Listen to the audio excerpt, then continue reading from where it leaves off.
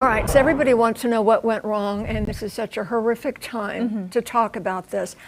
We cannot speculate. So we know that the investigators are going to be looking into this today, the NTSB, the FAA. We will have investigators from Textron Aviation that produce the Citation jet. A lot of unanswered questions. We have to do responsible, respectful reporting for you, so I'm not going to jump to any conclusions. I will tell you what investigators will be looking into. So from the early reports, what we know is obviously something went wrong, right? The jet departed Statesville Regional. It was supposed to go down to Florida. Didn't gain much altitude. Something went wrong very quickly and returned to the airport to land. Statesville Regional is an untowered airport, a non-towered airport, so pilots communicate via self-reporting.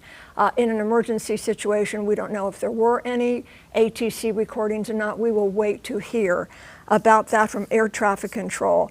What investigators will be looking at, the last maintenance records for this Citation jet, and it was owned by GB Leasing, which we are told was owned by Greg Biffle, so they will look into all of the maintenance records for that aircraft.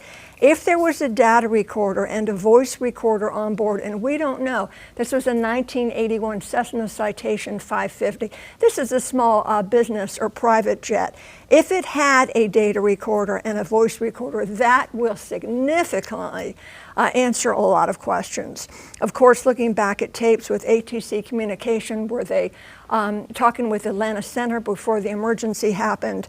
Maintenance records will be looked at, even pilot records, medical certification of the pilot, recency of flight. Was the pilot recently flying? Any issues with that? They will take a drug and alcohol test from remains. This is what investigators always do. Were there engine issues? So again, if there's a data recorder, that would give answers for that. Mechanical issues, there could have been instrumentation issues, anything that would have prompted the pilot to come back. Somebody could have been sick on board. There could have been an emergency on board. We don't know.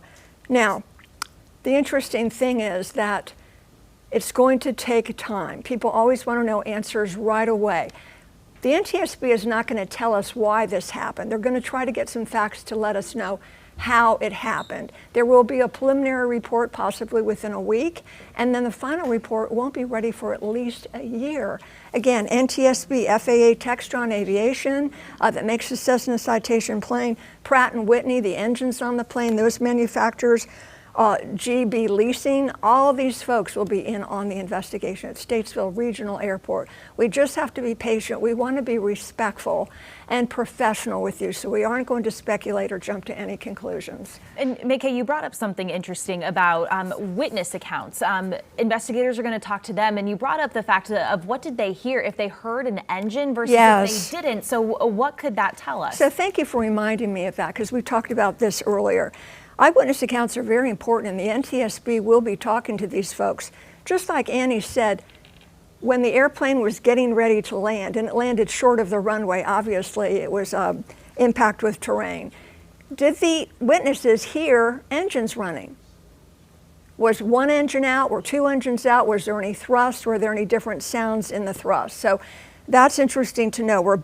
Did both engines fail or just one? If one engine fails, the aircraft can be flown on one engine. We don't know what was going on though in that cockpit or whatnot. Clearly some type of emergency to bring them back. Thank you for reminding me of that, because that's very important. Another thing too, investigators will look at the weight and balance data. Was that airplane overloaded? They had 7 people on board and they were headed to Florida, then on to the Bahamas.